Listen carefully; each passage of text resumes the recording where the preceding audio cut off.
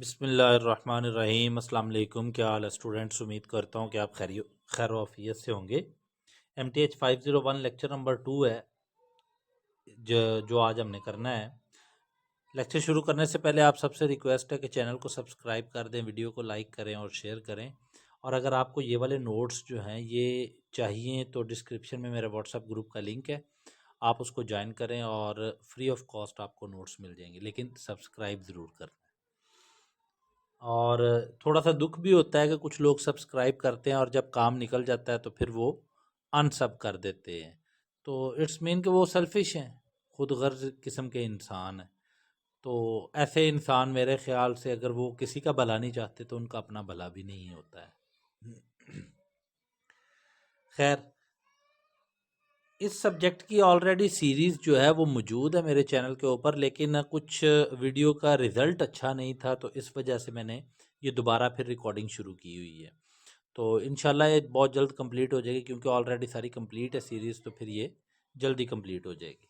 चलते हैं लेक्चर की तरफ। लेक्चर आज हमारा जो है वो इंट्रोडक्शन है, इंट्रो टू मैट्रिक्स है। मैट्रिक्स के बारे में हमने सब ने 9th-10th से पढ़ना शुरू किया हुआ है और मैट्रिक्स के बारे में हमें बहुत ज़्यादा इन्फॉर्मेशन है भी और कई को कुछ को नहीं भी है।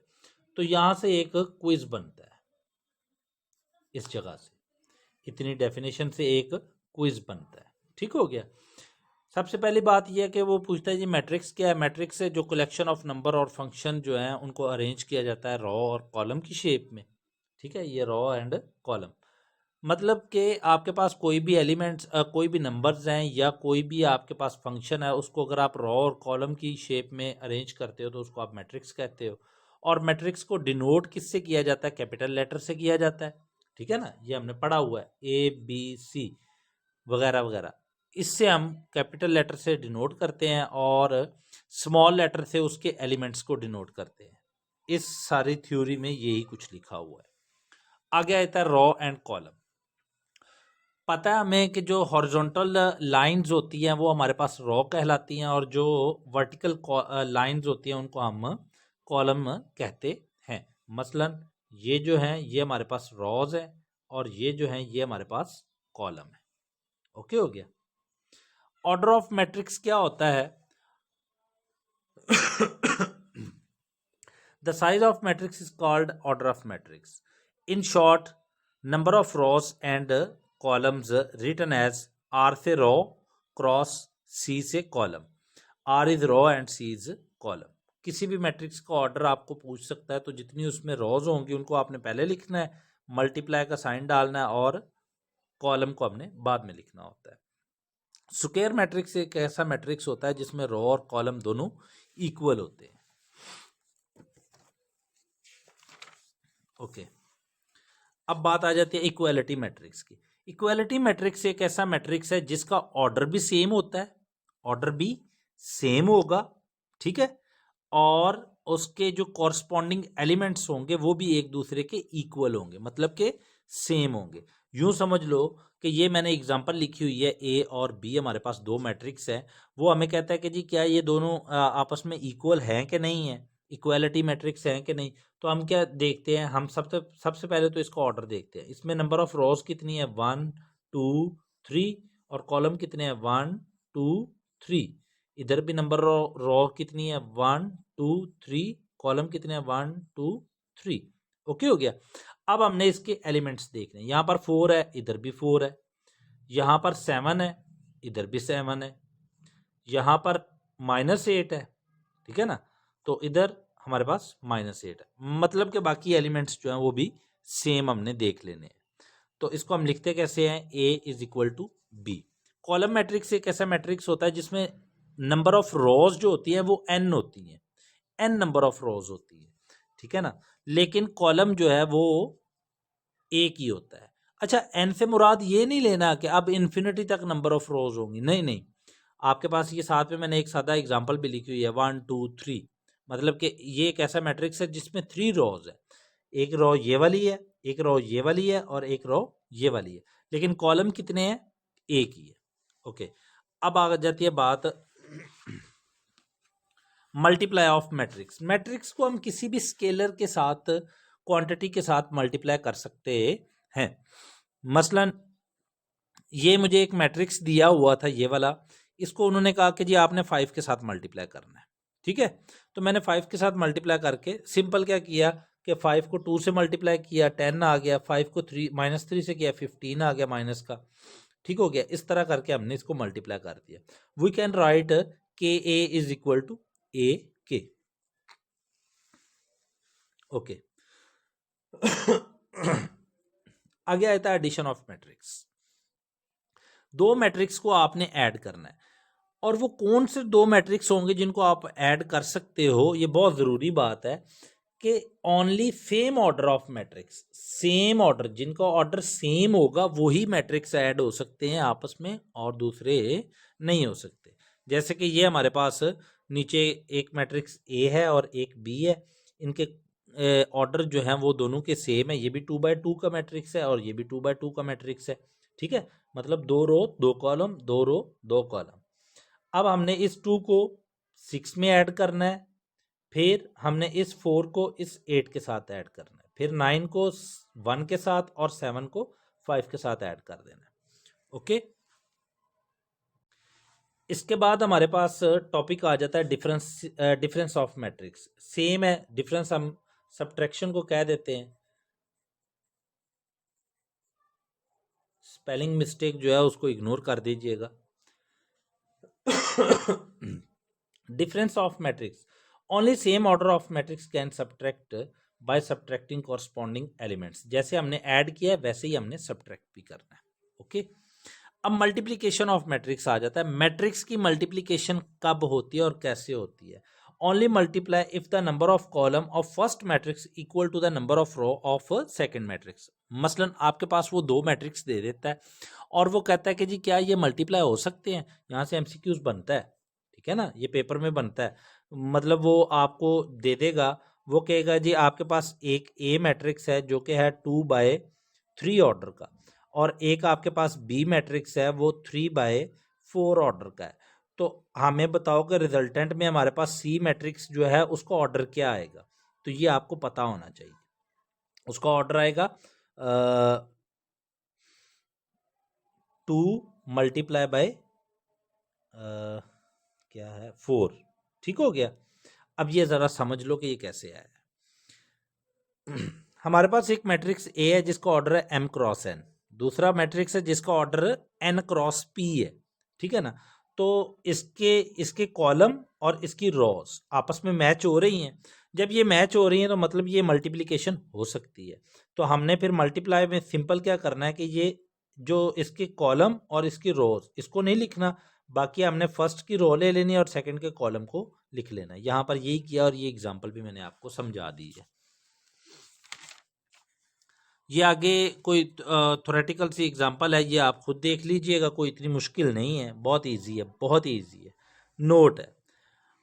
अब नोट में हमारे पास जो है वो ये है, नोट में हमारे पास कुछ ये है कि हमारे पास एक मैट्रिक्स वो कहता है कि A B not equal to होता है बी ए के, ठीक है ना। मतलब कि अगर आप सिंपली बात करो, ये यहाँ पर मैंने एक एग्जांपल दी हुई है, वो ये है कि मैं आपको समझा देता हूँ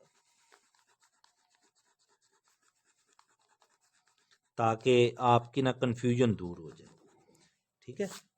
अच्छा ये अब हो गई।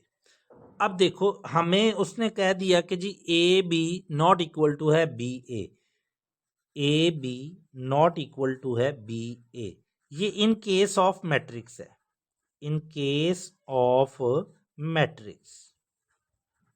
लेकिन अगर हम जर्नली देखें तो हमारे पास A B is equal to B A आता है। मसलन मैं कह देता हूं ए हमारे पास 2 है, बी हमारे पास 3 है, तो ये ऑब्वियसली 3 × 2 इक्वल ही आएगा ना 6 के, ठीक है ना। तो ऐसे तो हमारे पास इक्वल आ रहा है, लेकिन अगर हम मैट्रिक्स की बात करें तो ये नॉट इक्वल है, ठीक हो गया। Matrix multiplication is commutative. आगे आया था मल्टीप्लिकेटिव आइडेंटिटी। आइडेंटिटी जो है, आइडेंटिटी के बारे में हमने पढ़ा हुआ है कि एक ऐसा मैट्रिक्स होता है जिसको हम जिसके डायगोनल के ऊपर हमारे पास 1 1 एंट्री होती है, बाकी सारा 0 होता है, ठीक हो गया, ये डायगोनल की एंट्रीज हैं। ओके, इसके 1 1 है और बाकी 0 है। ठीक हो गया। अब हम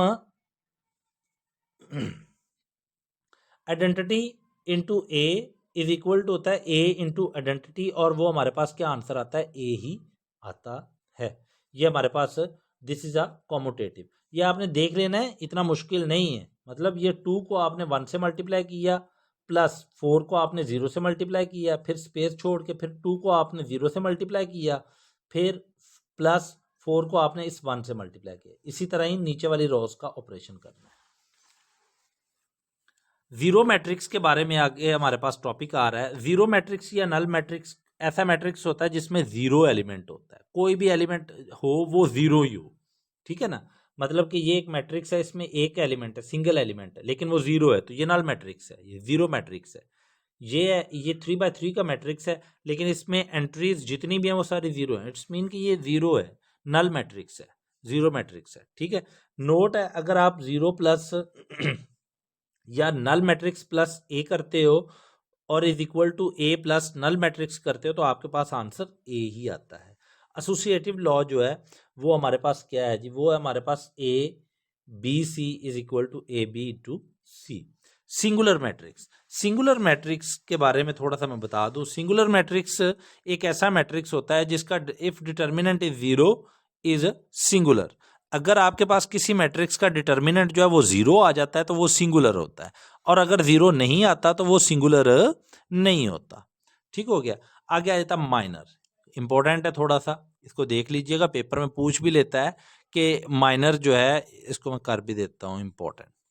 माइनर बता दें आप इस एंट्रीज का, तो मैं आपको थोड़ा समझा देता हूँ। हमारे पास एक मैट्रिक्स उसने दिया हुआ है डी, वो कहता है कि जी डी मैट्रिक्स में आपने जो माइनर निकालना है ना, वो निकालना है आपने, मान लो 1 2 का।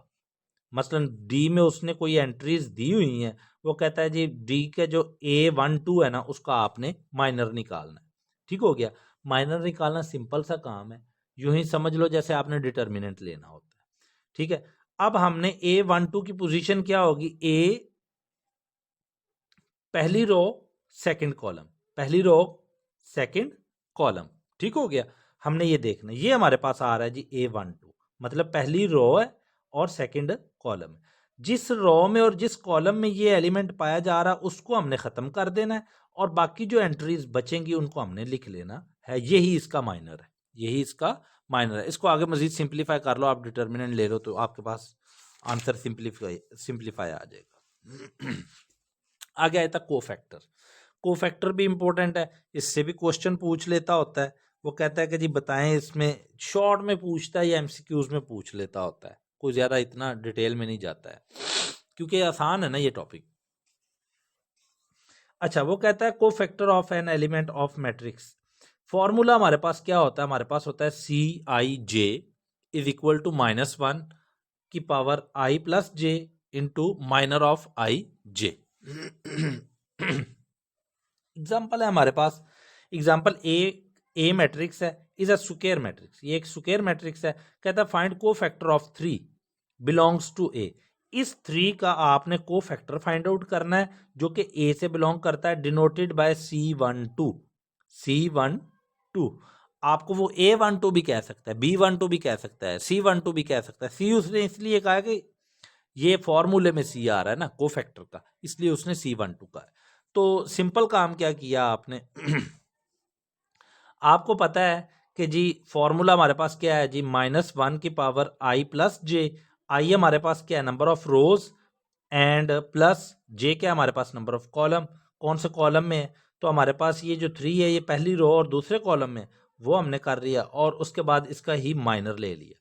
मतलब पहली रो को छोड़ दिया और दूसरे कॉलम को छोड़ दिया, बाकी एलिमेंट्स को माइनर ले लिया, और उसकी हमने मल्टीप्लीकेशन कर दी। मल्टीप्लीकेशन की मतलब इसको सिंप्लीफाई किया, डिटर्मिनेंट इसका ले लिया, तो डिटर्मिनेंट लिया और इसको सिंप्लीफाई किया, तो हमारे पास आंसर -5 आ गया। ओके, आगे एक थ्योरम है और ये इंपॉर्टेंट है, मोस्ट इंपॉर्टेंट होता है, ये आपको पेपर में एमसीक्यूज में बहुत बार पूछ भी चुका है। वो कहता है if A is a square matrix of order n cross n, then the matrix has a multiplicative inverse A inverse if and only if the matrix A is non singular, the inverse of A of matrix A is equal A किससे जाहिर करते हैं, A का inverse is equal to adjoint of A over determinant of A. अच्छा, अब अगर बात यहाँ पर आ रही है, ये जो डिटर्मिनेंट है ये उसने कहा है कि जी ये नॉन सिंगुलर होना चाहिए, मतलब नॉट इक्वल टू जीरो होना चाहिए, नॉट इक्वल टू जीरो होना चाहिए। अगर ये डिटर्मिनेंट हमारा जीरो के इक्वल आ जाता है, मान लो कि ये सिंगुलर हो जाता है, तो हमें इतना पता है कि जो भी बटे के नीचे जीरो जब भी आता है वो अप्रोच करता है इन्फिनिटी को, तो हमारा आंसर तो इन्फिनिटी में चला जाएगा, वो अनडिफाइंड हो जाएगा। तो हमें डिफाइन करने के लिए, इस फंक्शन को डिफाइंड रखने के लिए हमारे लिए ये कंडीशन लाजमी है कि ये जो डिटर्मिनेंट है ना, ये वाला डिटर्मिनेंट, ये आपका नॉन सिंगुलर होना चाहिए, कोई ना कोई वैल्यू आनी चाहिए, जीरो नहीं आना चाहिए। ये था जी आज का आपका लेक्चर। आई होप कि आपको समझ आई होगी, अच्छा भी लगा होगा। अगर कोई इशू हो तो आप मुझसे पूछ सकते हैं। मिलते हैं बहुत जल्द नेक्स्ट वीडियो के साथ, तब तक के लिए अल्लाह हाफिज़।